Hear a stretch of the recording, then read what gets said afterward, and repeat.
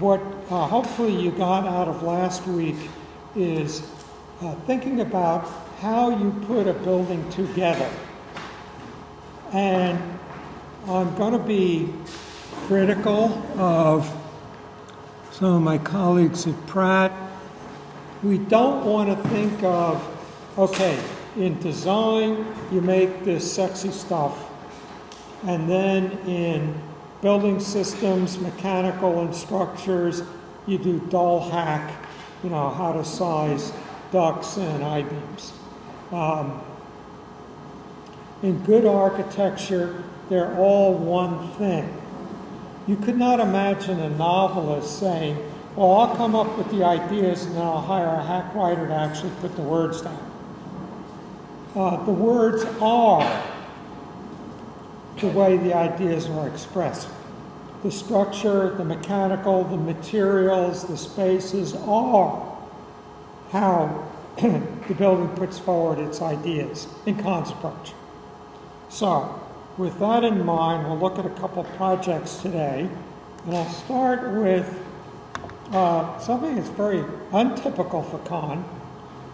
1952-57, City Tower project. Now, just to get into some gossip, Kahn had an ongoing affair with Anne Ting, who just died a couple years ago in her 90s, and had a daughter by her, Alexandra Ting, who wrote a book on Kahn, and she's a painter.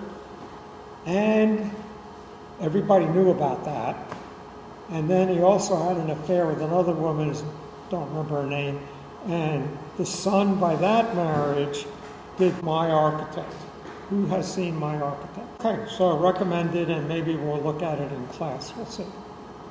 So, how are we struck by this? What strikes us? It's crooked. Why might that be? Triangles are very stable, right? A square frame can rack. Triangular form is rigid.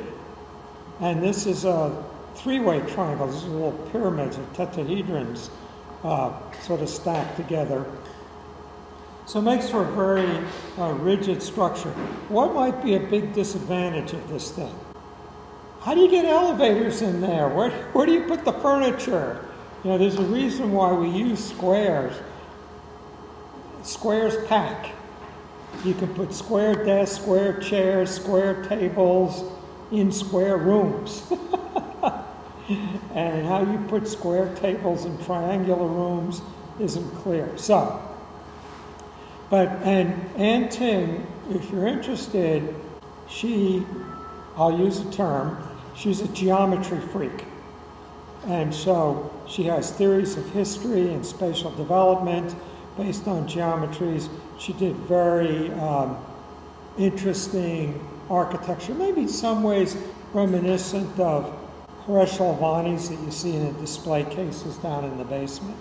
Now I want to mention something else. I think I put this online. If not, I will. This is a map of Rome by Piranesi it's kind of a fantasy map of Rome. You won't find, there's the Colosseum, there's this, it's a fantasy. But in looking at this, so you see these great forms. So the original for this, maybe I'll see if my office was moved and I can't find my stuff, but I have a print of it in my office. But Kahn had this up in his office, and we had it up at school, and we're going to be late at night and working on a school and say, that looks like a cool party for a school. And someone else, no, I already have that one. No, how about this one?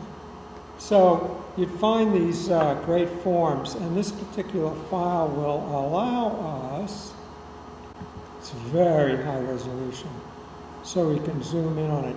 And you see here, we see here these rich forms, like these guys, and then the leftover spaces they make. So the play of the thick walls and the spaces left over. And there's a point where Kahn revisits Rome, and he has this map, and does an introduction to an exhibit on this material, and he starts getting interested in these rich forms, which have been abandoned by modern architecture. Modern architecture is making these thin-walled, simple rectilinear forms, and it's just this incredible, sensuous richness of form in Rome, or in this case, this fantasy of Rome. And Kahn had grown up with this. He had had a Beaux-Arts education where he would be looking at this stuff, and look at this, it's how cool this thing is. Right? And he starts to look at it again. So he gets a project for a new capital for East Pakistan. So 1947, England gives India its independence. The Muslims and Hindus decide we can't get along with each other, we need two different countries, and so it becomes India and Pakistan. And Pakistan, due to just the geography, is in two pieces, west and east, and East Pakistan feels its stepchild is being not treated right, and so it said, well, we'll build a new capital here. And in the middle of that, there's a revolution. East Pakistan declares its independence and becomes Bangladesh. And so what was started as the capital of East Pakistan becomes the capital of Bangladesh. So here is the legislative building that Kahn does. And here we get those forms we saw in Rome, and a revival of the centers of buildings. So with the Corbusier 5 points toward a new architecture, we turn away from centered dome buildings. That's Beaux-Arts. We don't do that. And Kahn brings them back. Now, besides doing this building, he also does the whole complex, much of which does not get built. A little bit of it is. And here we see a philosophical idea of Kahn's. This is what he envisions. And he thinks in terms of the meanings of these spaces. So here he's got a sports stadium to address the body. In other words, the whole person includes a body. And so for him, a sports stadium symbolizes the body. And then the Supreme Court justices come to him and say, you're putting the Supreme Court in a new capital. And he says, yeah. He says, well, we don't bother because we're going to stay in the old capital because the Supreme Court should be away from the legislature. The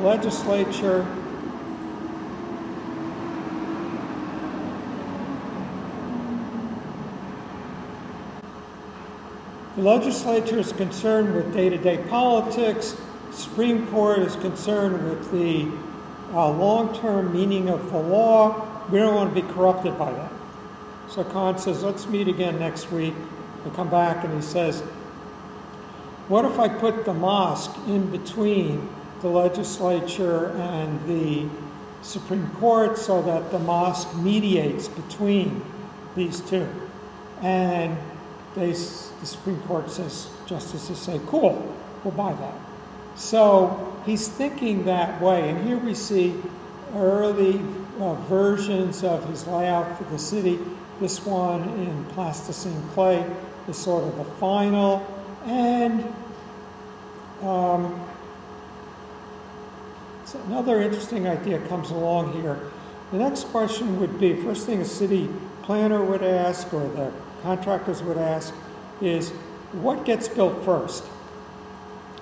And Kahn says, no, we have to build the whole thing at the same time.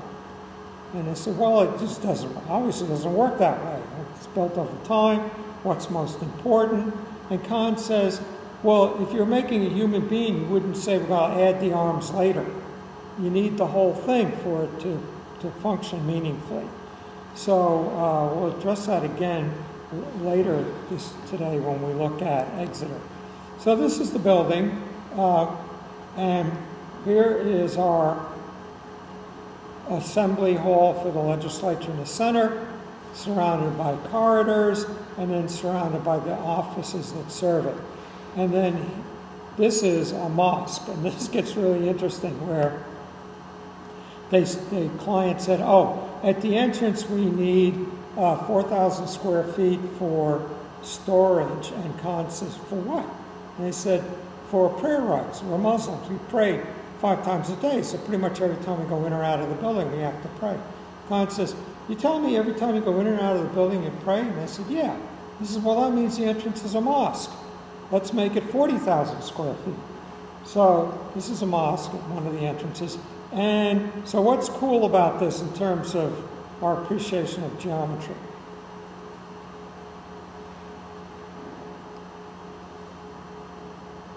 It's off axis. So we often see that with a mosque because the axis is, the main grid is established maybe historically, and then the mosque has to point to Mecca.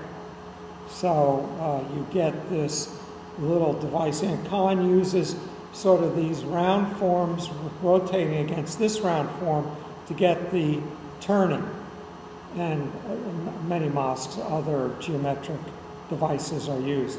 And then he has huge beams up here. In this case, they're diagonal to bring in the light. So the light's going to bounce and come in. Many versions of that. So here it is under construction. Construction was halted for a long time because of the Civil War, and then finally it got finished. And the Bangladeshis are very proud of this building. It's monstrous in scale. And then you might say, is this appropriate for this little country? And in this case, yes, because that monster scale really helps give a national identity. And it's on the money, it's on the currency, and very important to them. Important place concrete, and then at each stop of the pour, there's this white marble trim. He knew he was going to get sloppy construction. They're not that skilled with the concrete, so the trim sort of frames it, makes it look a little bit better. So this is a view of it finally finished. These giant holes here,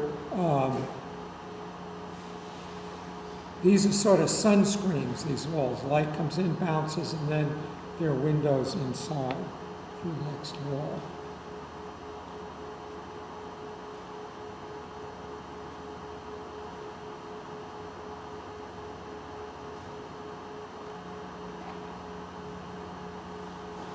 Now, Kahn died. Kahn really did not have good control of this building. It was sort of the cause of his death. He was doing huge projects in Bangladesh and India, traveling back and forth, which is very long plane trips, flying coach, because he's a poor architect, died about $500,000 in debt. And Bangladesh and India were not paying their bills. So he's running up these expenses, he's out of money, he's flying back and forth, and these incredibly long trips, and dies of a heart attack. But the idea is these forms kind of frame these inner streets. Now, let's see, hang on. This was one of Kahn's visions of this legislative assembly. He would have these huge beams spanning across. Light would come in these holes, bounce off the beams, and bounce into the space. And we're going to see something like this in Exeter coming up.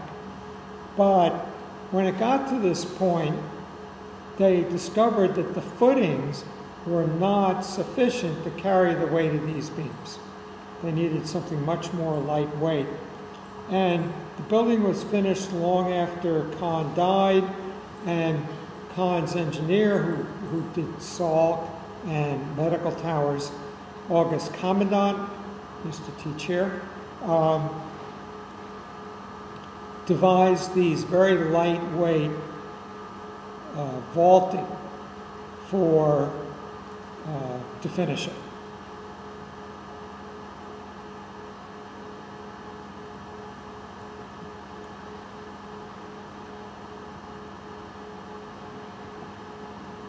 Okay, any questions about Daca, capital of Bangladesh? Okay, we're going to get out early. We have another major building, one of Kahn's most important, Exeter Library. So it's Phillips Exeter Academy. And it's in Exeter, New Hampshire, and it's called Exeter for short. This Exeter is one of several fancy prep schools, Choate, Andover, Exeter. They were originally for the rich WASP patrician class, and they would get their kids in here, and if you got in here, you were pretty likely going to get into Harvard or another Ivy school. And now it's very multicultural. First thing is there are girls there as well as boys. It used to be just for boys. And next thing is they're very strong in scholarship, so they have people from all backgrounds. But it was originally very exclusive. Now, Kahn does two buildings here, the dining hall, which we will not talk about, very few people do, it's not that interesting, and the library. And first thing we notice is it's this huge brick box. Now, my apologies for not showing you what the campus looks like. I could keep, but we don't have to put slides in there. We can, hang on, pop online, go to Google Image.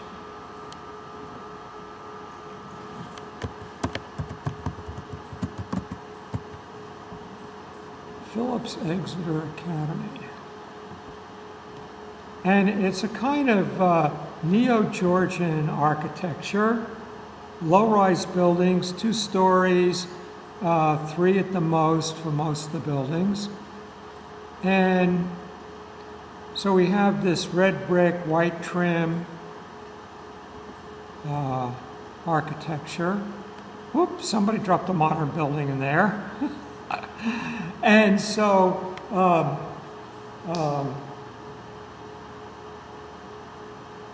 we can think about, and I'm not going to give you an answer, but is Kahn's approach of this brick box, huge brick box, dropped into the middle of the campus, the best design. Now, as with many of Kahn's buildings, this originally started much larger, and then budget reality set in. Sometimes that was an issue of what he was doing was a bit extravagant, but often he would just ignore the client. This one school came to him and said, well, we need a little music conservatory. He said, no, you don't. You need to redo the whole campus. So we did a $3 million music conservatory. No, you need a $30 million redoing of the campus. So we don't have $30 million. So we'll go get it because this is what you need. So then it never happened. And this was much larger, and he sees it as very much in a monastic way. It was going to be a play. We'll talk more about it in a minute after you've seen the inside. But first thing we should notice here is this is the dining hall. This is a corner of the library. It's brick, and I'm going to say brick but it's brick and block, so it's a masonry wall. And I'll keep saying brick. Now, this is structural. How do we know it's structural?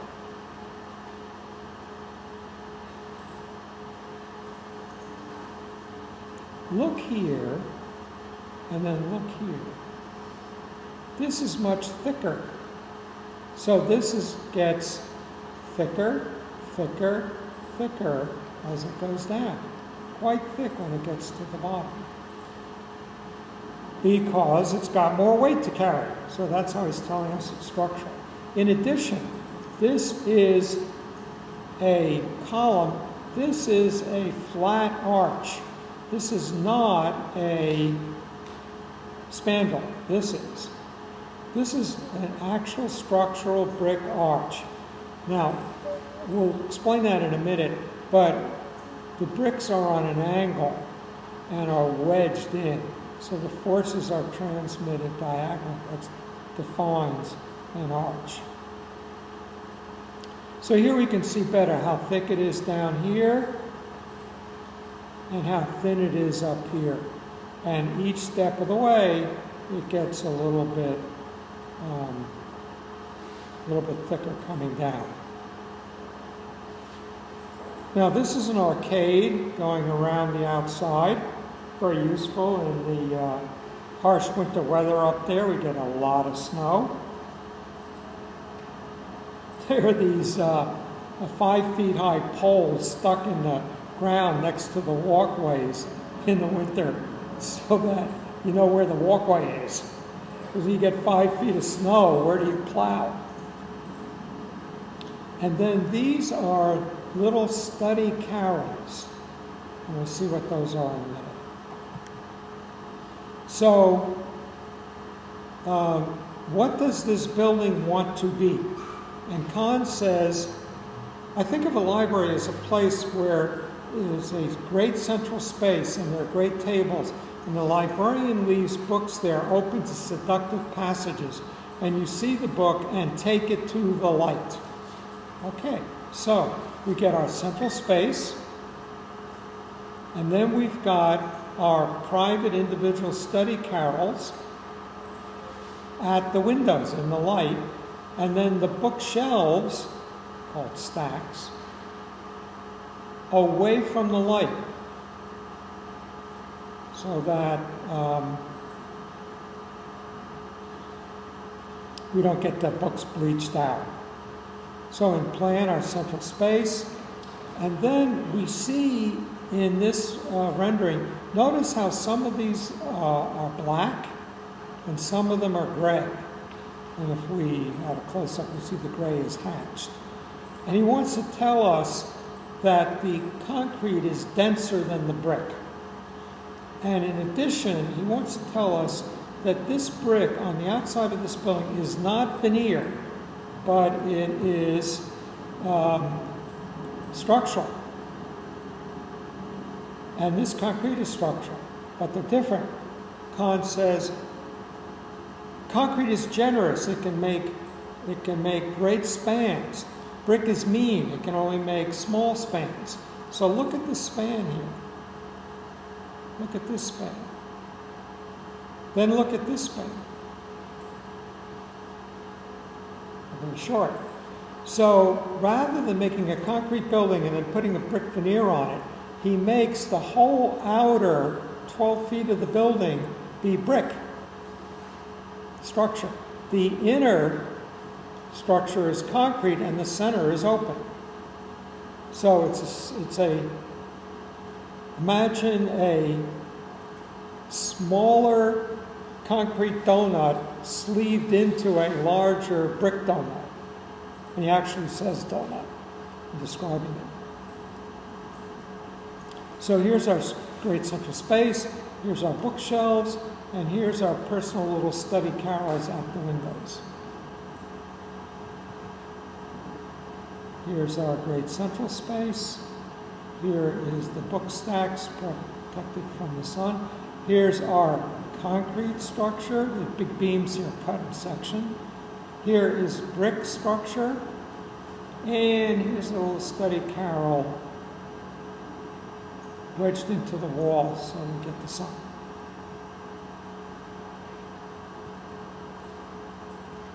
Now, it's a brick building sleeved into a concrete building, and every surface you touch is wood, except for this entrance stair where you touch travertine.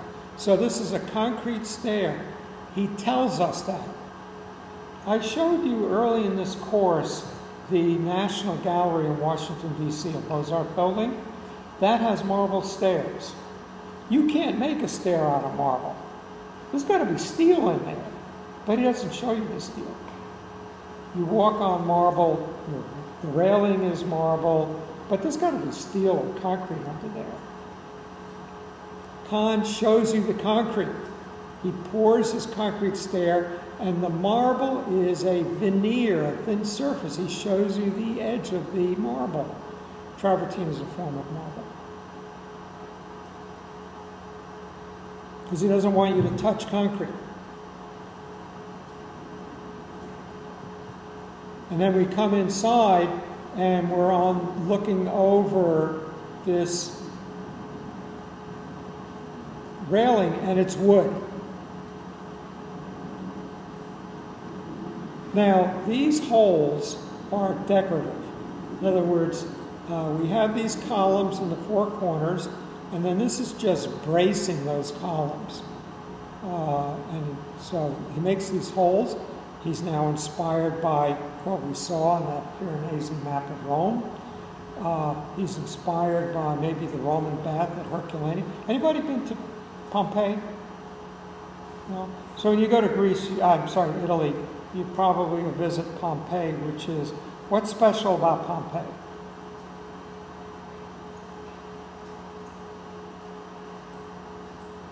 Nobody? Right, so it's a Roman city that got preserved by the volcano. So we know what kinds of spoons and forks they used. This 20 feet of ash got dumped on top of them. People are sleeping in bed. We see what they look like. We see all the dishes on the shelves. So we know what a Roman town looked like. Well, there's another one of them, Herculaneum. Same thing happened. Herculaneum has not been as extensively excavated, but the bath there very much has this feel. Now, I'm going to go into something here. This is an opportunity for it. Somewhat trick question. What's the one thing we know a library is going to do?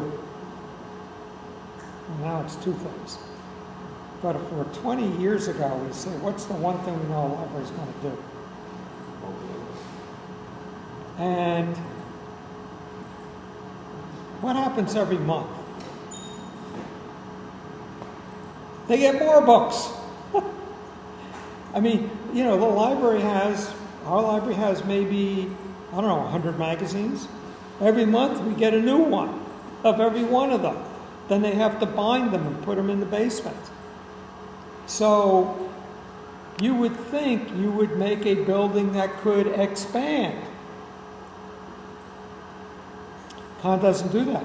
This is totally geometrically self-contained. There is no way to expand this.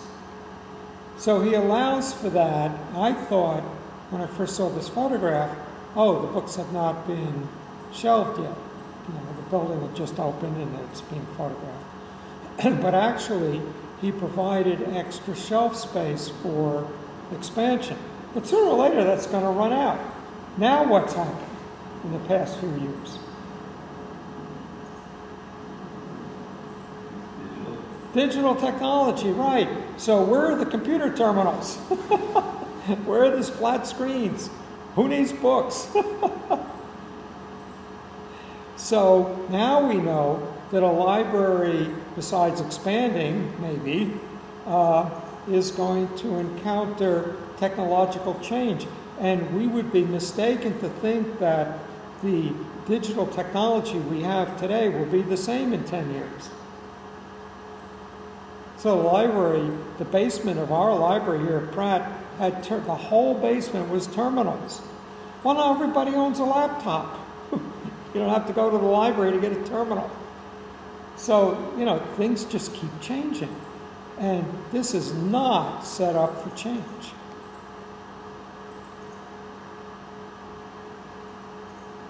So here's our central space. And here he frames it with these giant crossing beams that are doing very little work. They sort of hold up the ceiling, but it's not. It's mostly to express the space. Then he lifts the ceiling up and has this band of glass. So this is where the light comes in, this band. Light comes in, hits the beam, reflects down into the space. Now, something to caution you about in your design work. Every time light reflects off of something, 90% of it is lost. It gets dark in here. You can make it light by just exposing the photograph, but it's not as illuminated as it should be. And the reason is Kahn is overly optimistic about the degree to which light's going to bounce and come down. Light does not bounce down into subterranean spaces very well.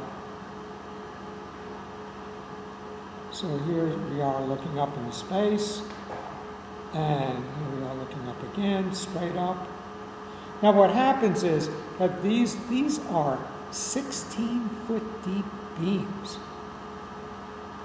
And here we see them, here we can see the depth. At this point, this point, this point, and this point, there are little struts coming up from these beams supporting these guys, which then support the roof. Now he could have just made these a little deeper and spanned all the way across. But by having struts here, he can make these lighter. So that's all these do. So they're mostly, I'll use a forbidden word, they're mostly decorative. Okay, so here are our bookshelves, and then we get to the perimeter, and here are our study carrels. So each kid gets assigned a study carrel. So this is my study carrel. So I can sit here and read, do my homework, whatever. And then if the sunlight is distracting, I have a little sliding wood shutter. And I can open it to see out, I can close it to block the sun or just focus on my work. And they're all good enough that they don't use stick pins, they use tape, but these are covered with clippings. So here are, and whenever somebody photographs it, they take them all off. The photographer takes them off, photographs it, and then puts them back. However, okay, I don't have it. But somewhere I have a photograph that shows it with them all on. Whether it's their boyfriend or girlfriend or, wildlife, pandas, whatever kids are cool. So these are high school kids. These would be 9th to 12th grade. Here's another view of these guys. And so again, we're touching wood and not the brick. Now, this is brick, and then this is a brick beam, and it's angled to make this a flat arch. Now, if he really wanted to go all the way, he could have made this be tile, but he doesn't. This is concrete, this slab.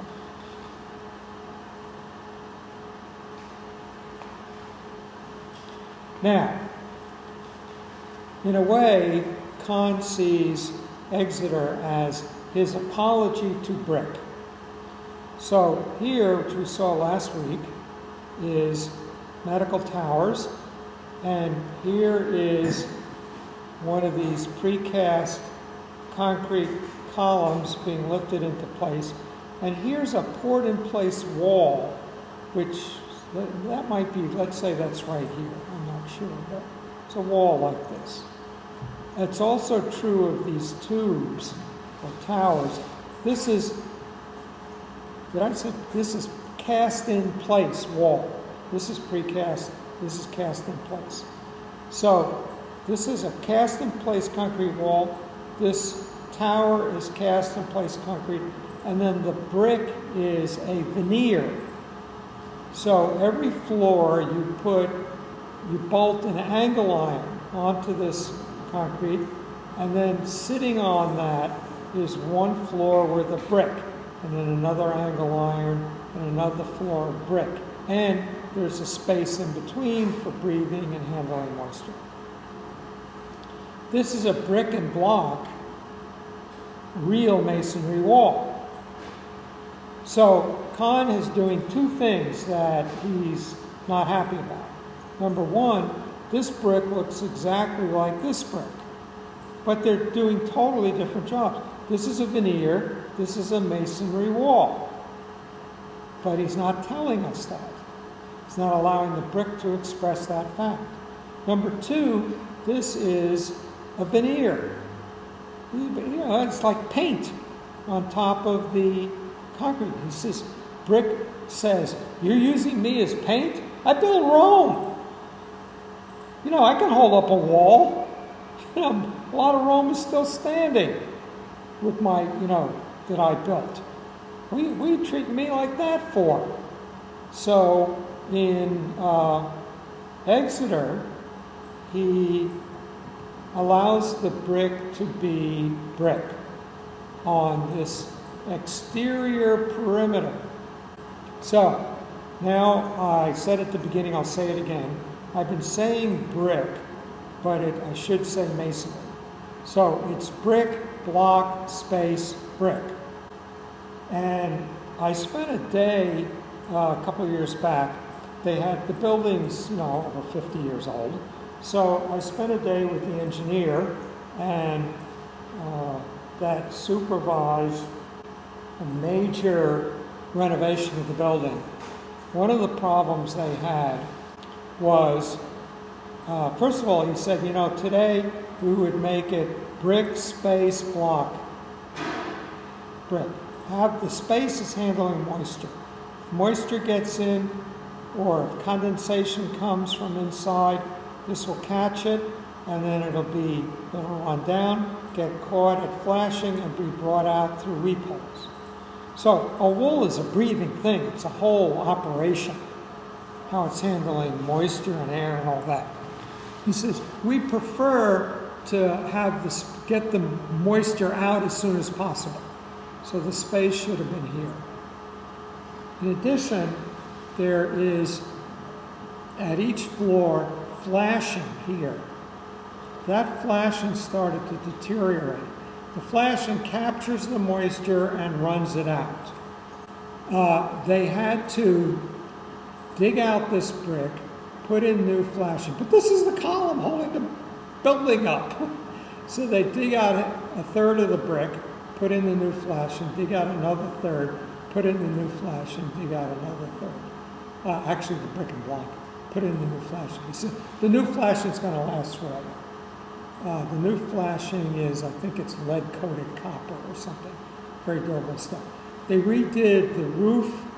Usually, you know, your roof is plies of, you know, 5 plies of felt, hot tar, felt, hot tar, felt, hot tar.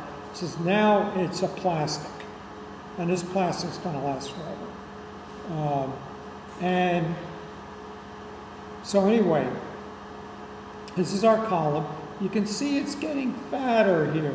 Just barely see it. What that does is that this brick here, and this is all brick, is wedged in. So it's acting like an arch.